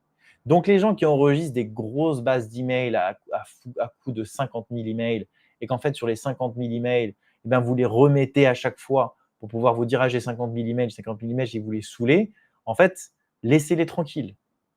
Gardez 1000 personnes qui vont vous lire. C'est largement suffisant pour faire de l'argent. OK. Et pareil, dans les emails, mettez toujours un lien de contact. Ça coûte rien en plus. Mettez un lien de calendrier, un lien de calque, prenez un rendez-vous. Imaginez le temps. Alors, je sais que ceux qui ne sont pas dans Empire Internet ne comprennent même pas ça. Ils se disent putain, déjà, je dois faire mon post LinkedIn, je dois occuper mes clients, je dois faire les posts Instagram. Comment je fais? Nous, Empire Internet, en 30 minutes par semaine, c'est fait. Il y a tout qui est déjà créé. Mais ceux qui n'envoient pas d'email perdent de l'argent. Voilà. Il y a pas, je ne sais pas quoi vous dire de mieux, c'est le canal le plus puissant pour vendre. Il n'y a pas mieux. Voilà. Maintenant, je vais vous parler des 5 hacks pour construire votre brand à la vitesse de la lumière. Et il n'y en a même pas 5, il y en a 6 d'ailleurs, j'en ai trouvé un 6e. Là, je vous demande juste d'être concentré pendant 10 minutes. Okay, c'est l'un des moments les plus importants de la présentation, même si tous les autres éléments étaient importants. L'une des choses les plus importantes, et c'est le truc que moi, je sais pas, je me rendais pas compte que j'ai eu, l'un des éléments le plus puissant au monde pour qu'une audience vous suive tous les jours de votre vie, c'est de les aider. Et je vais vous expliquer comment j'ai compris ça, de leur apporter de la valeur. Alors ça paraît évident de dire comme ça, mais en fait, écoutez-moi juste un instant. Stéphane Marek, mon ami que je vous ai présenté tout à l'heure, vend des formations pour apprendre à coder, AWS. Okay. 80% de son audience est en Inde. Ça veut dire quoi? Ça veut dire que 2 millions, donc pareil, 1,8 million de personnes ont acheté un produit à 10 € et grâce à ce produit à 10 €, ils ont pu apprendre une compétence pour la revendre entre 2 000 et 3 000 € par mois en Inde, qui est un pays en souffrance économique. Ça veut dire quoi? Ça veut dire que Stéphane, grâce à la plateforme Udemy, a aidé plus de 1,8 million de personnes à sortir de la pauvreté. Ça veut dire que, à travers ses cours, à travers ce qu'il a vendu sur la plateforme, Stéphane est devenu une sorte de dieu pour eux. C'est comme si vous, quelqu'un vous donnait le pass pour sortir de la rue. Voilà. Et cette personne, vous l'aimez, vous l'adorez, vous l'idolâtrez. Bien sûr que si elle poste sur LinkedIn, vous allez liker. Okay, c'est comme votre meilleur ami pour vous. Okay, et moi, c'est sur ça que j'ai un peu joué. Ma formation a aidé beaucoup de gens à ouvrir leur esprit, à penser différemment. Et la valeur que j'ai apportée résulte de la, enfin, est corrélée au succès que j'ai eu sur Internet. Parce que j'étais là tout le temps, même sur ma chaîne YouTube, je parlais toujours de techniques d'automatisation, machin, truc bidule. Voilà. Et en fait, dans le moment où les gens regardaient mes chaînes YouTube, ils suivaient les tutos que je faisais et ils disaient putain, incroyable ce mec. Okay, je me jette un peu des fleurs. Mais oui, c'est ça qu'ils se disaient. Parce qu'à un moment, ils étaient bloqués depuis 2 jours. Ils ont fait une recherche, ils sont tombés sur ma tête. Je les ai aidés à résoudre leurs problèmes. Et grâce à ça, ils m'ont apprécié. et ils ont peut-être acheté ma formation après. Donc, finalement, quand vous vous posez la question: «Est-ce que je dois vraiment donner le truc gratuit?», posez-vous la question: «Est-ce que ça va servir votre futur?». Parce que est-ce que ça va pas plutôt être bénéfique pour vous de donner quelque chose qui a de la valeur gratuitement, pour que cette personne reconnaisse plus tard et vous remercie à travers la valeur que vous lui avez partagée, plutôt que de dire: «Ah non, je garde ça pour moi et je le vends». C'est une question ouverte, chacun a ses manières de voir les choses. Moi, je vous donne juste mon analyse par rapport à ça. OK? Enfin, on va passer à l'étape numéro 2. Je ne sais pas si vous avez compris, voilà, valeur, valeur, valeur, valeur. D'ailleurs, c'est ce que fait très bien un autre exemple, Shubham. Shubham, qui a des vidéos incroyables sur les automatisations, il donne tout gratos. Mais il a une formation aussi, Make, si les gens veulent aller plus loin. Mais si tu veux regarder, les formations de Shubham, c'est largement suffisant pour apprendre à maîtriser Make. OK? David contre Goliath. Ça, c'est un petit peu le petit gars qui va, s'attaquer, aux plus grands. Vous pouvez très bien dire, par exemple, et ça peut être une de votre story, hem: «Je me suis fait virer, de chez McDo et j'ai envie de créer le nouveau McDo». Voilà. C'est-à-dire, on va supporter quelqu'un qui est, plus faible que l'autre. Et ça, c'est quelque chose qui marche très bien, notamment, c'est la carte un petit peu que joue, comment ça s'appelle, le mec de, ah, oh, le mec qui veut être mon Antoine Bourbon. Antoine Bourbon, il fait sur plusieurs tableaux. Mais Antoine Bourbon, à l'époque, «Oui, je vais révolutionner l'industrie alimentaire, je suis un jeune, j'ai dormi dans la rue, je suis quelqu'un de courageux, j'étais un SDF, machin et tout, et en fait, maintenant, grâce à ma solution, et ben, vous allez manger de la poudre et et en fait, grâce à ma poudre, et ben, vous allez pouvoir avoir tous les apports nutritifs, vous avez plus besoin de travailler, plus besoin de manger autre chose». Voilà. Et ben, Anthony Bourdeau a joué sa carte de: «OK, moi je suis le méchant, enfin je suis le petit et j'ai Goliath en face, mais je vais gagner parce que je suis plus intelligent que lui», et donc ça, c'est une documentation qui est extrêmement intéressante à avoir. The Fallen Hero, c'est, le concept de, hem, j'ai été, et c'est le concept d'Elon Musk. Par exemple, j'ai, dormi dans ma cave, j'ai dormi dans mon usine, j'ai travaillé très dur, ça a été très compliqué.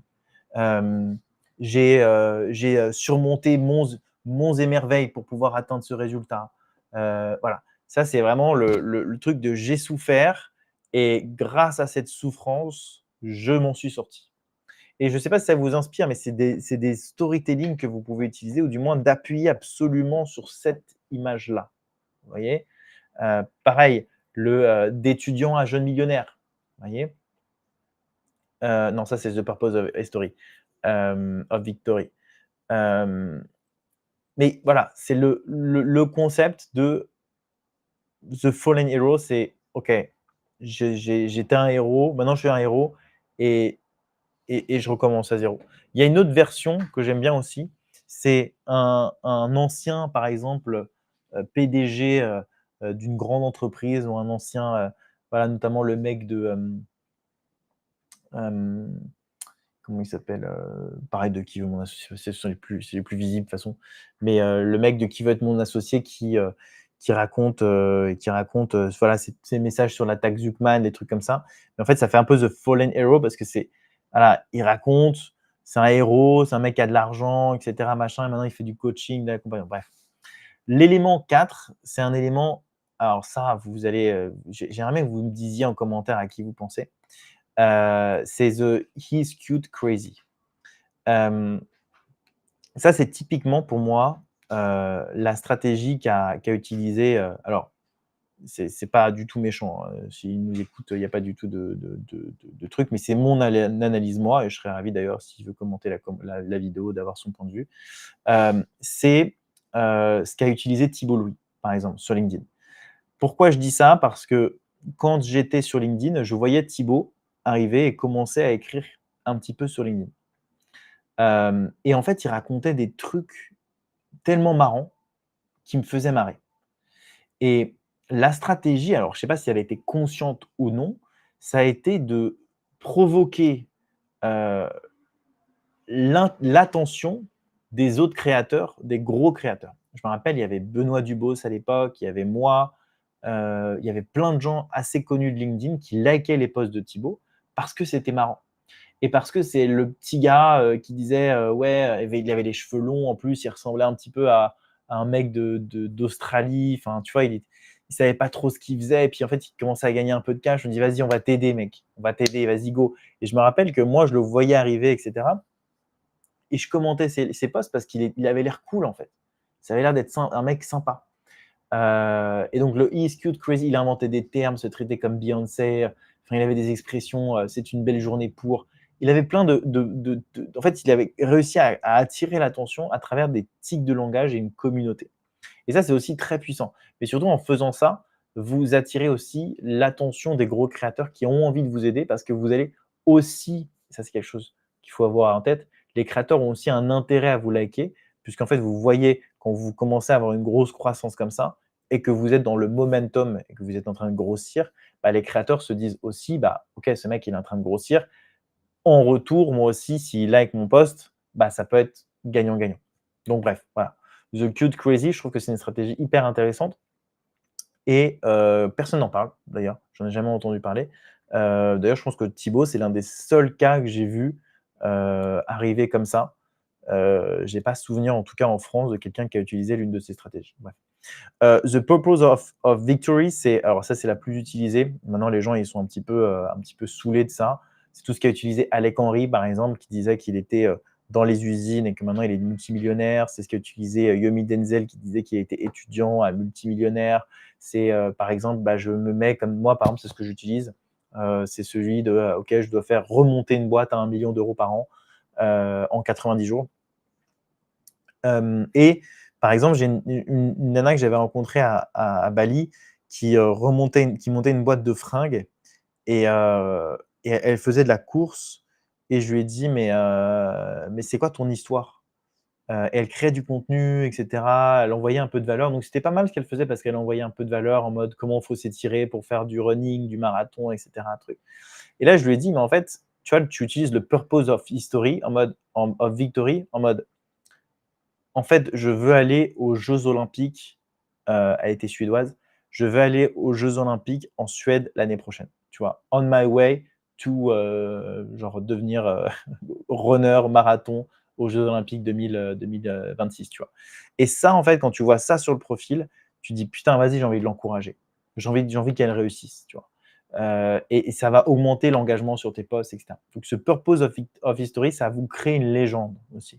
Mais c'est la plus facile, je pense, à utiliser quand on débute. Le He is cute, crazy, pareil, c'est un peu pareil. The Fallen Hero, il faut déjà avoir un peu faire un truc. David contre Goliath, il faut être quand même assez chaud. Value, il faut connaître beaucoup de choses. Il faut vraiment apporter énormément de valeur, donc c'est beaucoup d'énergie. Donc The Purpose of Victory, c'est vraiment pour moi le plus simple pour accéder à une viralité, enfin une communauté facile.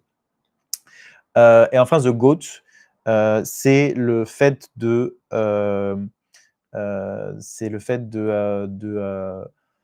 d'avoir déjà accompli beaucoup de choses. Par exemple, je me rappelle que Hugo Benz, qui est un influenceur LinkedIn aussi, sur sa catchphrase, alors je sais pas, encore une fois, j'ai jamais entendu lui en parler, mais en tout cas sur sa catchphrase, il y avait écrit 5 boîtes à 1 million revendues, machin. Pareil, les gens qui mettaient je fais 100 000 euros par mois, alors je vous recommande pas de faire ça. Je fais 100 000 euros par mois depuis machin. Ça, c'est pareil, c'est du GOAT. Et en fait, quand tu vois ce genre de gens-là, tu dis putain, il a l'air intéressant, il a l'air puissant, il faut que je le suive, il faut que je l'encourage. Et ça, c'est vicieux. Il faut avoir vraiment des bons résultats.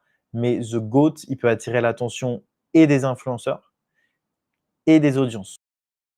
Donc, c'est assez intéressant de jouer sur ce statut-là.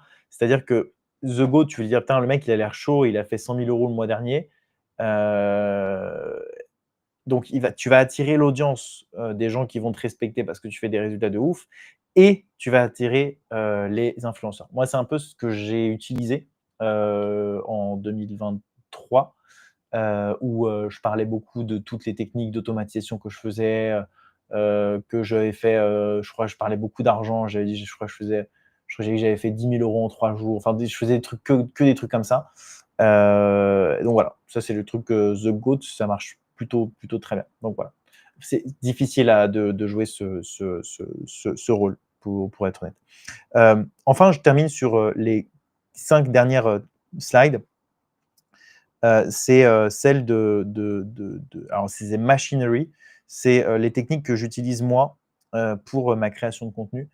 J'avais du coup fait un hack avec, comment il s'appelle? Matt Gray, et Matt Gray, il m'avait effectivement dit que lui, par exemple, il était venu à Lisbonne et m'avait dit que lui, il faisait, du batching. C'est-à-dire du batching, c'est qu'il enregistre, enfin beaucoup de gens disent qu'il faut créer du contenu tous les jours. En fait, prenez juste votre après-midi et batchez. C'est-à-dire que moi, j'ai des reels, par exemple, enregistrés. Je me mets un rendez-vous dans mon après-midi, je fais: «Voilà, je fais que ça aujourd'hui», et en fait, soit j'enregistre, par exemple, 3 interviews dans la journée. Les 3 interviews, ça va me faire, tout mon mois de création de contenu, et si je veux rajouter, d'autres types de contenus avec ma plateforme Empire, et ben, je les enregistre, moi-même, mais en batch, quoi. Je fais plus un contenu par jour comme ça, c'est trop fatigant, c'est insupportable. Vous avez des outils de métrique cool, vous avez juste à créer votre contenu, programmer, et ensuite vous faites autre chose de votre live, quoi. Voilà. Ça, c'est vraiment l'un des trucs fondamentaux. Je sais pas si vous le faites, il faut vraiment pas publier, au jour le jour, quoi. Ça, c'est un truc que je fais, pour, mon, projet aussi, Empire. Il y a, par exemple, je vais essayer de vous montrer, je vais essayer de revenir là, hop, voilà. Je vais essayer de vous montrer, par exemple, si vous allez, sur, Matt Gray, par exemple, et moi, ce que j'utilise, alors je crois que d'ailleurs, comme par hasard, vous allez dans vidéo, je ne sais pas si vous le saviez, hein, je vous dis ça, peut-être que c'est con, et vous allez dans trucs populaires, même, ouais, populaires, et vous avez les vidéos les plus vues, vous voyez? Il y a 1 an, machin, et cetera, et donc en fait, moi, je regarde plus du tout YouTube, comme je vous l'ai dit, je suis devenu complètement, voilà, et il y a une extension qui s'appelle Clarity que j'aime bien, donc elle vous résume en même temps, du coup, la vidéo, mais surtout, vous avez le transcript ici, et là, vous allez pouvoir aller, par exemple, sur ChatGPT et lui dire: «Pourquoi ce contenu est devenu viral?» Voilà. Alors, je sais pas si vous voyez mon contenu, voilà. Là, vous collez le transcript, voilà, et le truc encore mieux, c'est d'aller dans les top commentaires, voilà, tac, et de faire tout simplement un petit truc comme ça, et de reprendre, je sais pas, les 10 premiers commentaires, et là, vous demandez à l'IA: «Pourquoi est-ce que c'est parti viral?»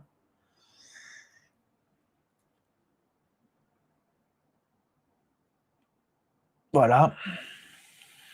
Et ensuite, vous faites: «Quel sujet je peux faire pour, heu, mes 4 prochaines vidéos longues qui seront virales? Donne-moi 10 lignes d'explication du sujet de la vidéo». Voilà, et donc là, moi, après, ce que je fais, je vais utiliser Empire Internet, hein, bien sûr, et je vais aller là, ici, et je vais aller dans improvisation, tac, et en fait, avec les 10 lignes ici, je vais pouvoir générer une suite de, comment dire? De, de bullet points, et du coup enregistrer la vidéo comme je veux. Pareil, je peux, ou alors faire tout simplement une interview, à thème, et pouvoir, générer des questions et des interviews, directement, sur la plateforme, pour qu'ensuite je puisse récupérer, tous mes contenus, qui seront, du coup ici, et tout ça, c'est mes contenus qui seront, générés. Voilà, ça ressemble à ça, hein. Donc ça, c'est truc tout con, mais l'IA peut vraiment, vous donner un avantage, sur le fait d'aller, récupérer votre, comment dire? Votre, des contenus comme ça, quoi. Vous avez vraiment, la possibilité d'aller voir déjà sur internet pour voir ce qui a marché, heu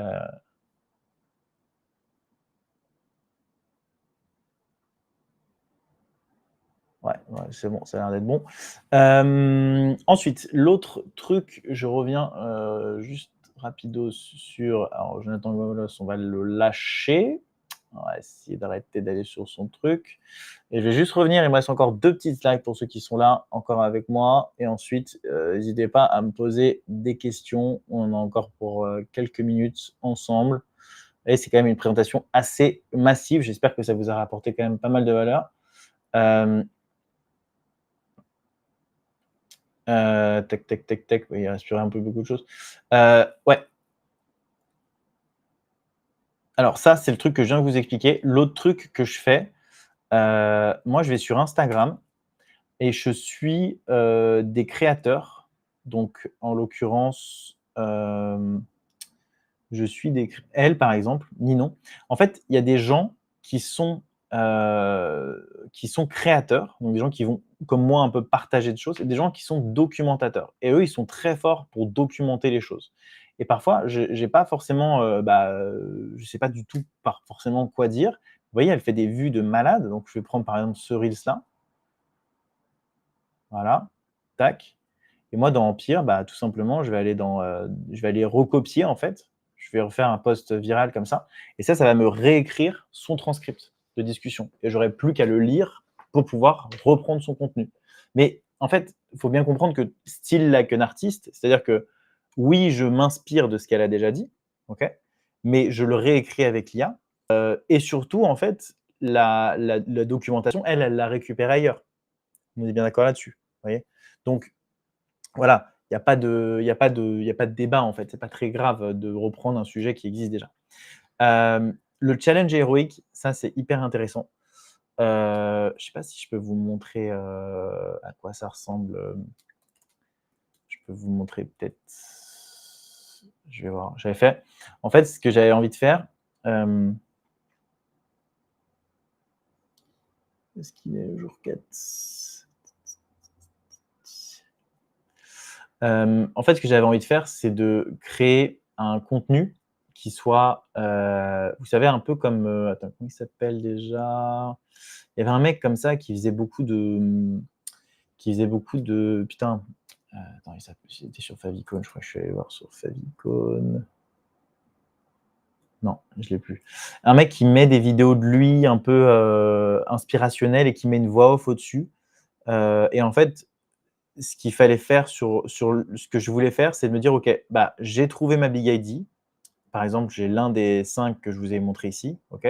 Je demande à l'IA: «OK, ma big ID, c'est ça. Voilà, le challenge, j'aimerais faire un challenge de 30 jours sur ça. Par exemple, je vais faire 1 000 000 en 90 jours. Donne-moi 10 lignes pareilles, pour générer, un challenge de 30 jours». Et pareil, il me générait du coup 10 lignes à chaque fois. Et chaque jour, je prenais juste les 10 lignes et je la mettais dans Empire Internet, pareil. Voilà, là, ça m'a généré du coup le transcript en question. Et je vais pouvoir, comme vous pouvez le voir, le lire. Je vais pouvoir le lire. Alors, je sais pas, on ne voit pas. Et juste là. Voilà. Pouvoir le lire. Et donc là, je le lis. J'ai rien besoin de faire. J'ai juste à cliquer comme ça. Mes yeux seront remis automatiquement sur le truc. Donc voilà. Ça, c'est cool. Et en fait, dans la version du coup inspiration, c'est ça en fait. Ça, dans la version inspiration, ça monte automatiquement la vidéo. Donc en fait, là, je mets par exemple mon jour 1, vous voyez, avec le même concept que ça, jour 1, et ça va me réécrire avec la bonne architecture aussi, pareil, pour que ça touche le cœur des gens. Et là, pour le coup, les vidéos seront montées avec les vidéos que j'aurai rajoutées sur mon tableau de bord ici, mes vidéos courtes, vous voyez. Donc là, par exemple, c'est moi qui conduis une voiture de luxe, c'est moi en train de faire du sport, moi qui admire une vue magnifique. Voilà. En fait, l'IA va monter les vidéos automatiquement et ça va faire des vidéos comme ceci. Je ne sais pas si je vous avais déjà montré. Mais ça, c'est des vidéos que j'adore faire en plus parce que je trouve que c'est touchant, c'est agréable à regarder. Voilà, ça. Jour 2 sur 100 pour remonter une... Celle-là, j'aimais pas trop. J'ai tout arrêté. Vraiment tout. Les formations, c'est fini. Du coup, je repars de zéro. Ça, c'est mes Plus vidéos. de revenus qui tombent chaque mois, plus de produits prêts, rien. Pourquoi je fais ça? Franchement, j'en avais marre de voir des trucs qui ne me plaisaient plus. Là, j'enregistre juste maintenant. Bref, je ne vais pas vous saouler avec ça, mais en tout cas, ça, c'est intéressant comme concept que vous pouvez utiliser. L'autre truc, bien sûr, hein, c'est d'aller sur Reddit, analyser les commentaires, pareil avec l'IA et demander à lui de faire un plan d'action sur 30 jours pour faire des vidéos longues et des vidéos courtes. Et enfin, la monétisation. Il faut absolument récupérer les emails, faire des newsletters, faire des résumés YouTube, etc. Monétiser votre audience au maximum. Voilà, j'ai fini. J'espère que je vous ai pas trop saoulé pour ceux qui sont encore là avec moi. Voilà, on ne voit plus dans la caméra, je ne sais pas pourquoi. Je vais du coup peut-être. Non, je ne sais pas pourquoi on ne me voit plus. Bon, écoutez, c'est pas très grave, vous ne me voyez plus. Si vous avez des questions, n'hésitez pas dans le chat. Et sinon, je vais. Ah, voilà, c'est là. Il y a une caméra.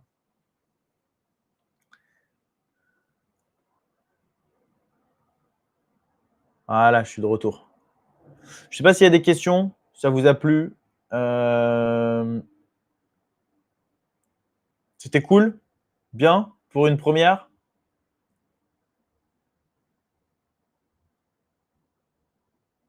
J'arrive pas à me mettre bien. Voilà, bon, on va se mettre comme ça, c'est pas grave.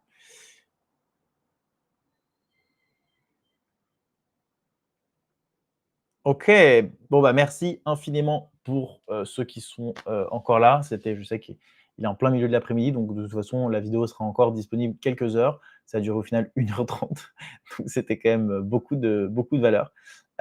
J'espère que ça vous a plu, j'espère que ça vous apportera un peu de valeur, même une phrase qui vous a un petit peu chamboulé ou qui vous a fait progresser. N'hésitez pas à me dire en commentaire ce que vous en pensez. Si vous avez des questions aussi, je serais ravi de vous répondre. Si vous voulez en savoir plus aussi sur le projet Empire Internet, je laisse le lien en dessous pour postuler. Pour l'instant, on est full pour le mois d'octobre 2025, donc je rouvrirai les places en novembre. Et puis, je vous souhaite en tout cas une belle après-midi. Moi, ça va être une belle soirée parce qu'il fait nuit chez moi vu que je suis au Japon. Merci infiniment pour votre écoute et n'hésitez pas à vous abonner aussi à la chaîne puisque je vais faire des contenus comme ça régulièrement. Voilà, je vous souhaite une bonne soirée, une bonne journée. Des bisous, ciao!